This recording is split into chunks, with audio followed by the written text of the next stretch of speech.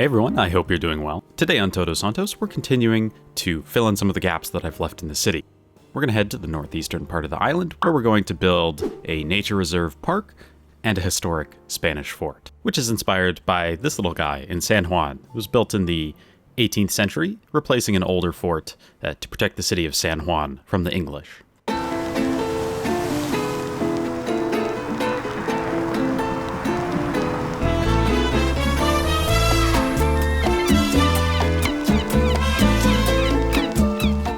Before we get to that, though, we have some traffic problems to take care of. And of course, the idea of this episode is to fill in gaps, so we need to actually fill in the space in between the developed part of the island and the natural part that we're going to build this episode.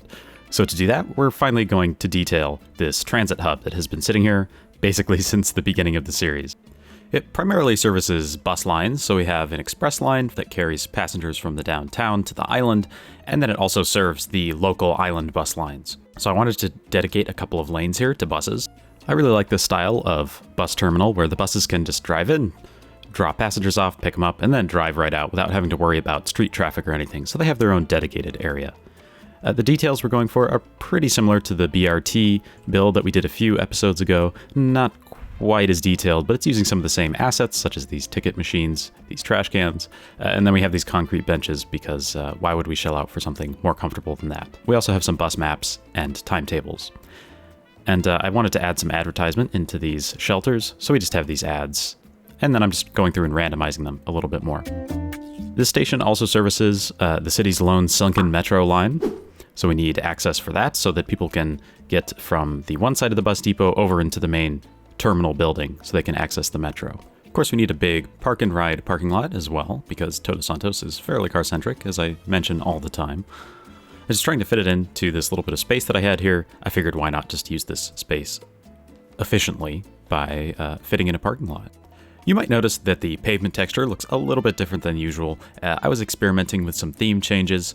I've done this several times where I try different theme mixes, and I just keep going back to the good old temperate coast theme, which the textures just look so good that any downsides it has are very minor compared to how good the textures look. So that's going to return back to normal in a couple episodes, but I just thought I'd mention it. We have a pretty busy roadway here, so I figured they'd sell out this area here for some billboards.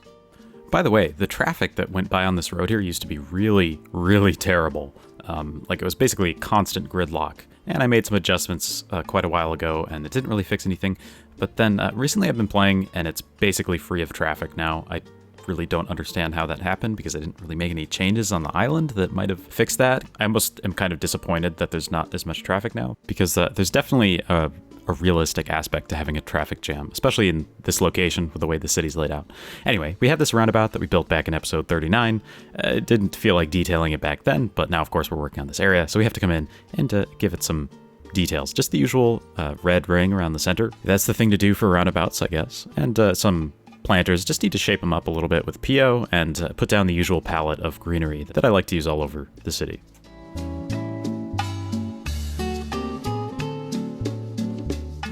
Now, to create a bit of a buffer between the urbanized part of the island and the park that we're going to make in a second, I decided to make a public sports park. The baseball field, soccer field, some parking, etc. So we're going to build that, and then we'll move on to the park.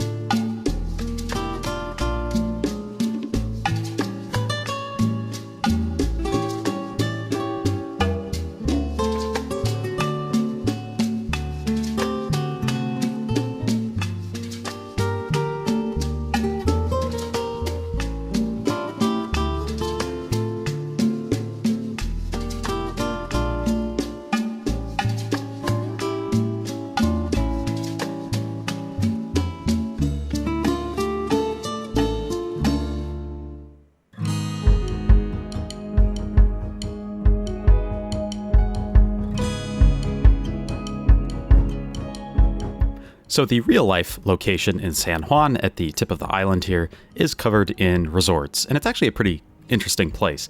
But I wanted to do something a little bit different in Todos Santos, which is, like I mentioned before, a nature reserve park. So we have a very simple system of trails along here that runs from the coastal trail that we made back in episode 39 over here and turns into just a dirt path. And that runs through the middle of the park. It also runs along the shoreline, and we're going to add a little loop trail now. The very brief history that I just came up with for this park is that it was initially completely deforested in order to facilitate the building of the fort and the surrounding area, but over time has been allowed to regrow, much like the two big hills that we made a while ago. And so now it's used as a nature reserve, and the ecosystem has been at least partially rebuilt, and now it's a place where you can go and birdwatch, walk along the beach. It's kind of like a rocky beach. It's not like the sandy beaches that we have for most of the coastline here. And just generally enjoy a fairly large portion of nature in an otherwise pretty heavily urbanized part of Todos Santos.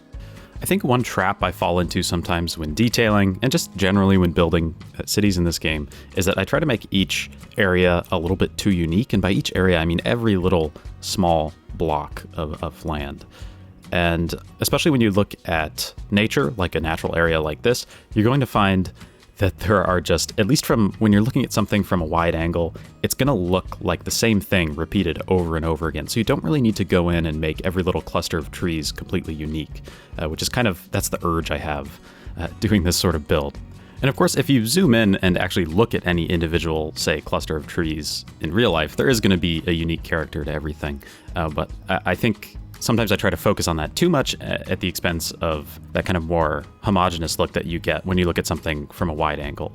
So I tried to let go of that and just figure that I was going to fill in all these wide swaths of mostly textureless grass just with a bunch of trees. So we're going to do that in a bit. But first I wanted to do the shoreline. I'm using these seafoam decals a little bit differently than I usually would, just trying to get the look that there is a lot of surface area, and there's all this water breaking up as it hits this rocky shore.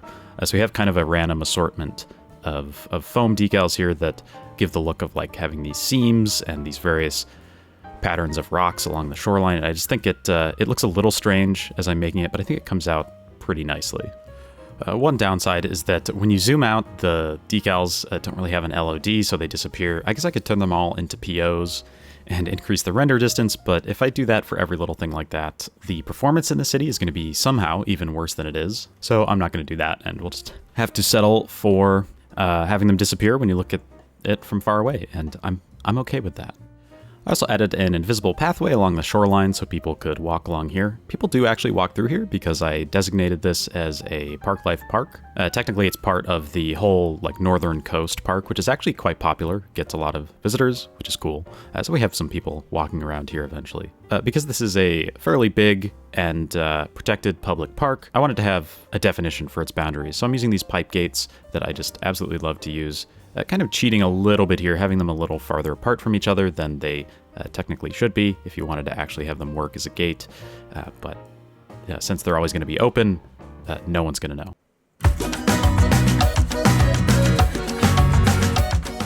Now this road that runs down the middle, I wanted to have parking along here because this is, like I said, a very popular park. So we need a way for people to access it.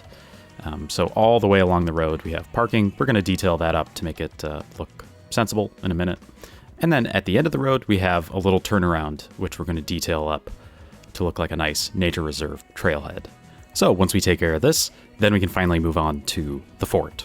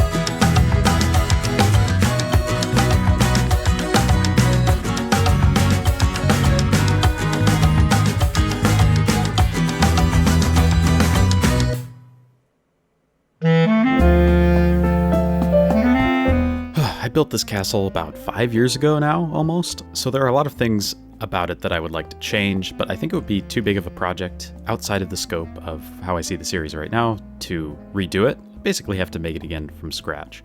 So this is sort of my way of trying to do the castle again without actually having to do it again. And luckily, this time around I had more experience, more tools, and more assets available. We'll get into all of those as we go through the build.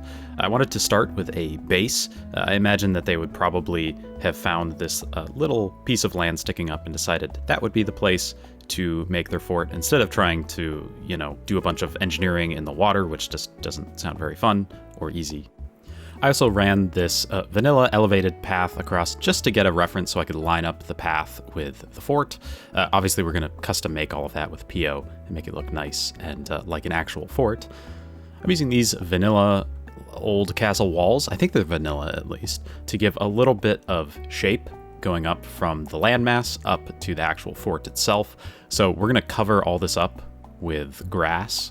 So I imagine like they would find this piece of land, they would even it out, build up a wall, and then fill it in with earth so that they could have a nice, stable, and flat base to work with. I know very, very little about how castles are actually made, but that's just my logic to figure out how this place was put together.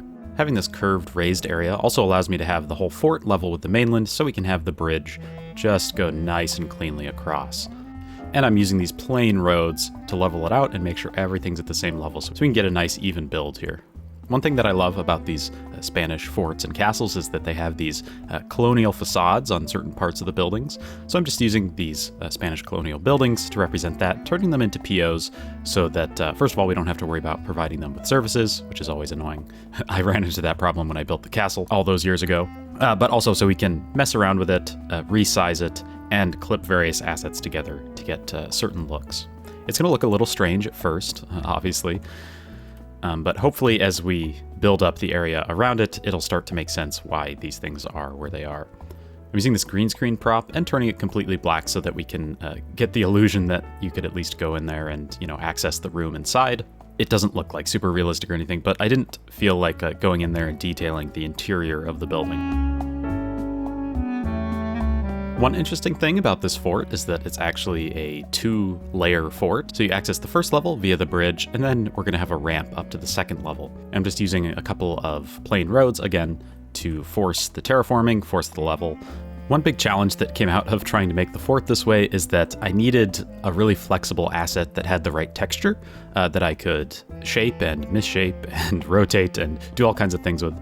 So I'm using this Mediterranean Castle Wall Pack by High Explosive Serenade, which is a fantastic username, I have to say. And I'm just using the basic walls and shaping them to my need. We're going to use it for the floor, we're going to use it for the walls and the ramps, and I really love the stone texture. It's not quite accurate to the type of material that you see in the San Juan forts and castles, which is actually quite red. I'm not sure exactly what the material is or why it's that color, but I think this has a nice warm texture, and it's a castle pack, so it's going to look somewhat castle-like at least, and I think this one really fits the bill.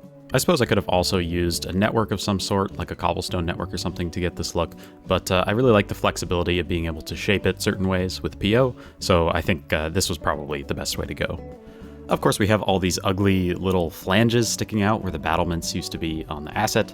So I'm going to come in and take this, turn it into the seawall that I used for the majority of the castle walls back in the castle build, and use that for the walls for this build as well. And that way we can, first of all, bridge the gap in between the base of the fort and the floor that I've laid down, and also cover up those battlements that I mentioned. The seawall isn't the perfect texture. I mean, it looks more kind of like a concrete wall than a castle wall, so I might have to come back and replace that with a better asset, but it's what I had at the time, so I think it'll have to do for now. There are a couple things that we're going to do in this build that I'm going to need to replace at some point. More on that in just a minute, but I do still like the texture of the asset, and I think it fits well enough for now. One thing in this build that's absolutely perfect and that I won't be changing is not anything that I did, but this asset. This is called a garita. It's basically a sentry box, but it's very distinctive to these kinds of Spanish castles, and it's especially iconic in Puerto Rico. So I'm so glad to see that these are here. The one problem is that because they are accurately colored to the real-life inspiration, I had to change the color in PO to fit my more bluish color scheme. But I think that's a small sacrifice to make to actually be able to fit these into the build. Obviously, having these roads elevated here wasn't quite perfect for terraforming or for texture, so we're going to come in with some ploppable grass and cover that up. That wouldn't so much represent that there's actual grass here. I was thinking it would be more like there's probably just like broken up stone there where weeds have grown up and moss has grown, and so we're just laying down that grass as a base. We're going to come back through and add some decals and props in a bit to make it look a little bit older and more worn down. But first, we're going to put down something that is really just a stopgap measure until I stop being lazy and find an asset on the workshop that fits a little bit better. So the battlements on these castles are usually quite deep and angled like this, although I accidentally reversed the way they're supposed to be angled when I first made them. But I'll fix that in a minute. But anyway, I wanted to custom make these with PO, but really the only prop that I could find in my collection at the time was this prefab house concrete wall. Obviously, it's not the right texture for this kind of thing, so I'm going to have to find something on the workshop and come back and replace those. I think it'll do for now, just so you get the idea of what these battlements look like. Of course, we need to put some more of these garritas in other areas on both sides of the bridge. I'm assuming that's so that they could keep track of who's coming and going from the fort. I also put down some cannons. Even in forts that are no longer used in the line of defense, they'll often have cannons there. I don't know if these are actual cannons that used to be used or if they're replicas, but they're there for visitors and maybe even for reenactments and that kind of thing. You can also get a nice angle here to see how thick the battlements are on this kind of castle. Now I'm giving the same treatment to the bridge that crosses from the land to the fort, just so it looks like there's continuous stonework here, which I think looks really nice. Now we're actually using these medieval walls the way they're sort of intended, by using them as walls along the bridge. I thought the battlements, or the merlins, or whatever they're called, were a little too small for this kind of castle, so I just stretched it out a little bit with PO. And I think the textures actually hold up really nicely to stretching, which is always nice when you're working with something with PO. Because sometimes you'll just stretch something and it'll just look totally awful. That's bad. Now what I was talking about before, to make this place look a little bit more like there's stone that's broken up and overgrown, we have these dry grass decals just to kind of split the difference between the grass texture and the stone texture. And then I'm coming in with these amazing grass assets. I just love how these look. And they're great for detailing small areas like this. So anywhere where there's not the dry grass asset, which would kind of represent like where people are walking when they're visiting, there's this, and that's just like moss and grass that's grown up there over time. One trick that I'm employing here that I actually did use on the castle build originally is taking these seaweed decals and stretching them across the castle walls, because in such a moist environment, you're going to get algae and the like growing. Now, to turn this into more of a historical park and give it the facilities that you would expect from that kind of thing, we have some benches, a little informational sign, a trash can, and we're also going to add railings to the sloped part of the fort. Again, like I mentioned last episode, kind of annoying to make, but I just felt like it was a detail that was needed here.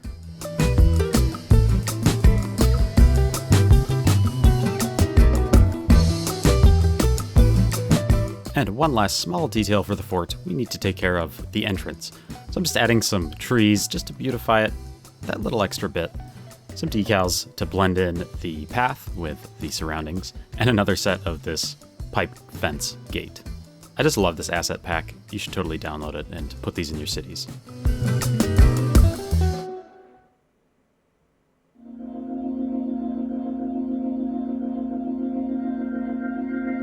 To try to make this place a little bit more functional, I wanted to add a walking tour. I believe that comes with the Park Life DLC, so that we can get some more people walking around the trails here. Now earlier I mentioned the way I wanted to do the foliage, so we're going to do that now. I'm starting with a layer of grass, just these tufts that go right up to the road where there's more wear and tear because there are people parking there and walking along. Then there's some denser grass slightly farther back, and some really dense grass right in the middle, and then we're going to cover it up with clusters of trees. I'm trying not to waste too many props and trees by like putting a bunch of stuff down only to cover it up a second later. So obviously some of that happens just because it's easier to actually do that way, but I'm trying to at least give some consideration to how it's going to affect the performance of the game, because, you know, if you put trees down that you don't actually see, it's still rendering them and taking up resources on the computer. So I try to just do that when I can, but not to the point that it makes it annoying and unfun to do the build. It's harder to accomplish that in the more cramped spaces like around the trailhead here, but in the larger open areas I'm able to just put grass along the road or the trail, and then all that kind of inland area, I guess you could call it, is just going to be covered up with trees, and I don't have to worry about putting down a bunch of grass assets that nobody is ever going to see. I also thought there wasn't quite enough parking on the road here, so I just add a little dirt parking lot, which I think looks actually really cool, and that's the sort of thing you might expect to see in this kind of park.